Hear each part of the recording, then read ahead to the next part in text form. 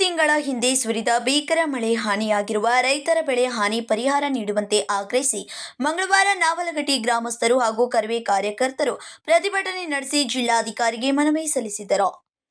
ಭೀಕರ ಮಳೆಯಿಂದ ಹಾನಿಯಾದ ರೈತರ ಜಮೀನುಗಳನ್ನು ಸರ್ವೆ ನಡೆಸಿರುವ ಕೃಷಿ ಇಲಾಖೆ 3 ತಿಂಗಳು ಕಳೆದರೂ ಇಲ್ಲಿಯವರೆಗೆ ಬೆಳೆ ಪರಿಹಾರ ನೀಡಿಲ್ಲ. ಕೂಡಲೇ ರೈತರಿಗೆ ಬೆಳೆ ಹಾನಿ ಪರಿಹಾರ ನೀಡಬೇಕೆಂದು ಒತ್ತಾಯಿಸಿದ್ದಾರೆ. ಏನು ನಮ್ಮ ಬೈಲಹೊಂಗಲ ತಾಲೂಕಿನ ಮರಕಟ್ಟಿ ಗ್ರಾಮ ಪಂಚಾಯತಿ ವ್ಯಾಪ್ತಿಗೆ ಬರುವಂತ ಹಳ್ಳಿಗಳ ಬೆಳೆ ಹಾನಿ ಪರಿಹಾರದಲ್ಲಿ ಅಲ್ಲಿರುವಂತ ತಲಾಟಿಗಳಾಗಿರ್ಬೋದು, ಸರ್ಕಲ್ಗಳಾಗಿರ್ಬೋದು, ತಹಶೀಲ್ದಾರ್ ಆಗಿರ್ಬೋದು ಒಂದು ತಾರತಮ್ಯವನ್ನ ಮಾಡಿದ್ದಾರೆ. ಈ ಬಾಜುಕಿನ ಹೊಲ್ದಂಗ್ ಕೊಟ್ಟಿದ್ದಾರೆ ಮತ್ತು ಅದ್ರ ಬಾಜುಕಿನ ಹೊಲ್ದಂಗ್ ಕೊಟ್ಟಿಲ್ಲ.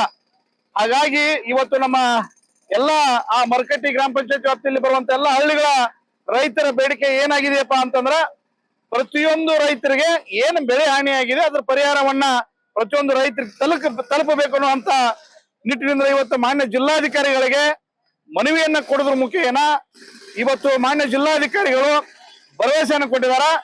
ಇನ್ನು ಉಳಿದಂತ ರೈತರಿಗೂ ಕೂಡ ನಾವು ಬೆಳೆ ಹಾನಿ ಪರಿಹಾರವನ್ನ ಒದಗಿಸ್ತೀವಿ ಅಂತ ಭರವಸೆಯನ್ನು ಕೊಟ್ಟಿದ್ದಾರೆ. ಅವರಿಗೆ ನಾವು ಎಲ್ಲ ರೈತರ ಪರವಾಗಿ ಅಭಿನಂದನೆ ಸಲ್ಲಿಸ್ತೀವಿ.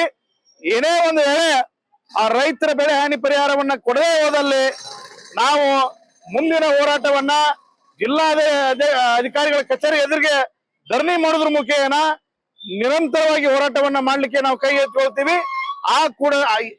ಆ ಕಾರಣದಿಂದ ಸರ್ಕಾರ ಕೂಡಲೇ ಈ ರೈತರ ಬೆಳೆ ಪರಿಹಾರ ಧನವನ್ನ ಒದಗಿಸಬೇಕಂತ ವಿನಂತಿಯನ್ನು ಮಾಡ್ಕೊಳ್ತೀವಿ.